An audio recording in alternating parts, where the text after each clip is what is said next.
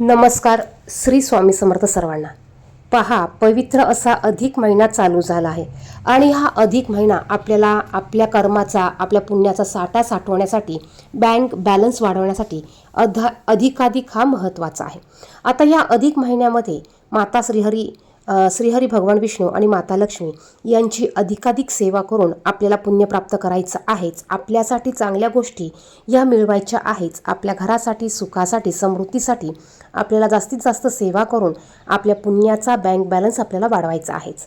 त्याचप्रमाणे या महिन्यात जसं आपण आपल्या गुरूंची, आपल्या कुलदेवीची, आपल्या कुलदेवतांची सेवा करतो, भगवान श्रीहरी विष्णू आणि माता लक्ष्मी यांची सेवा करतो, त्याचप्रमाणे या अधिक महिन्यामध्ये आपल्या पितरांची सेवा करण्याला देखील तितकेच महत्त्व आहे. बघा, या महिन्यात आपण जर का आपल्या पूर्वजांची, पितरांची सेवा केली तर आपल्या कुठल्याही प्रकारचा पितृदोष राहत नाहीच. त्याचप्रमाणे आपल्याला आपल्या पितरांची कृपा, आशीर्वाद प्राप्त होतात. आपल्या जीवनात, आपल्या संसारात, आपल्या कामाच्या अडचणी येत असतील त्या अडचणी देखील दूर होतात आणि या महिन्यात आपण आपल्या पितरांची सेवा करून त्यांचं देखील अधिकाधिक पुण्य आपण वाढवून घेऊ शकतो.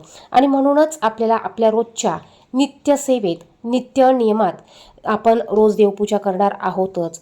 आपण या महिन्यात अधिकाधिक गरजूंना, ब्राह्मणांना वस्त्र, अन्नदान करणार आहोतच. त्याचप्रमाणे या महिन्यात दीपदानाला देखील महत्त्व आहे. त्याचप्रमाणे लेक जावयाला लक्ष्मी नारायणाचा जोडा म्हणून त्यांना आपण आपल्या घरी बोलावून आपल्या यथाशक्तीने, आपल्या ऐपतीनुसार आपण त्यांचा मान सन्मान करायचा आहेच. त्याचबरोबर अगदी म्हणजे अगदी 5 मिनिटं लागणारी ही सेवा देखील आपल्याला करायची आहे.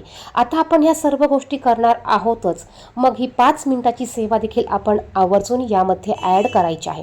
कारण आपण सेवा केली तर याचं फळ देखील आपल्याला, आपल्या कुटुंबालाच मिळणार आहे. आता सेवा कशी करायची अगदी थोडक्यात माहिती आपण पाहणार आहोत. त्यापूर्वी तुम्ही जर का चॅनलला अजूनही सबस्क्राईब केलं नसेल तर चॅनलला सबस्क्राईब करा. कमेंट बॉक्समध्ये ओम नमो भगवते वासुदेवाय नमः, श्री स्वामी समर्थ नक्की लिहा. नक्कीच तुम्हाला तुमच्या गुरूंचा आशीर्वाद हा कायमस्वरूपी पाठीशी राहणार आहे. तर बघा, आपल्याला आपल्या पितरांची सेवा करण्यासाठी आपल्याला अगदी 5 मिनिटाचं पितृस्तुती स्तोत्र म्हणायचं आहे. आता हे कधी म्हणायचं? आता हे सेवा करण्याला देखील काही विशिष्ट नियम आणि वेळ आहेत. तर आपल्याला अंघोळ झाल्यानंतर ह्या स्तोत्राचं पठण करायचं आहे. अगदी 5 मिनिटं लागतात या स्तोत्राला. हे स्तोत्र आपण देवपूजा करण्याच्या अगोदर वाचायचं आहे. पितरांची सेवा ही देवपूजा केल्यावर नाही करायची, तर ती देवपूजा करण्याच्या अगोदर करायची. अंघोळ झाल्यानंतर आपल्याकडे जे नित्यसेवेचं पुस्तक असेल किंवा गुगलवर तुम्ही सर्च करा, तुम्हाला दक्षिण दिशेला तोंड करून बसायचं आहे. बसायला तुम्हाला आसन टाकायचं आहे. आपण देवपूजेसाठी जे आसन वापरतो ते आसन वापरायचं नाही. पितरांच्या सेवेसाठी वेगळं आसन आपल्याला ठेवायचं आहे. आसन टाकायचं, बसायचं, डोक्यावर पदर घ्यायचा, पुरुष असतील तर टोपी, रुमाल घ्या आणि दक्षिण दिशेला तोंड करून अगदी 5 मिनिटाची पितृस्तुतीचं पठण आपल्याला करायचं आहे. यानंतर आपल्याला दक्षिण दिशेला बसूनच हात जोडून नमस्कार करायचा आहे. शक्य झाल्यास ओम पितृदेवताय नमः हा मंत्र म्हणायचा आहे.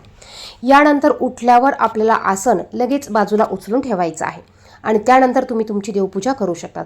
अगदी 5 मिनिटं ह्या सेवेला तुम्हाला लागणार आहे. संपूर्ण अधिक मासात तुम्हाला ही सेवा करायची आहे. बघा, या सेवेने आपले पितृ तृप्त होणार आहेच, परंतु जर या पितृदोषामुळे आपल्याला अनेक अडचणी येतात आणि ह्या अडचणी आपल्याला दिसत असून देखील याचे उपाय आपल्याला माहिती नसतात. मग बघा, घरात अडचणी येतात, व्यवसायात, धंद्यात किंवा नोकरीत प्रगती होत नाही, घरात आर्थिक अडचणी म्हणजेच पैशाच्या समस्या उद्भवतात, पैसा पुरत नाही, कर्जात माणूस डुबत जातं, शिक्षणात अडथळे येतात, लग्नात अडथळे येतात, विवाह जमत नाही किंवा विवाह झालेला असेल तर त्या विवाहाच्या नात्यांमध्ये देखील अडचणी येतात. यासाठी ही अगदी 5 मिनिटाची सेवा आपण सर्वजण आवर्जून करायची आहे. धन्यवाद. श्री स्वामी समर्थ.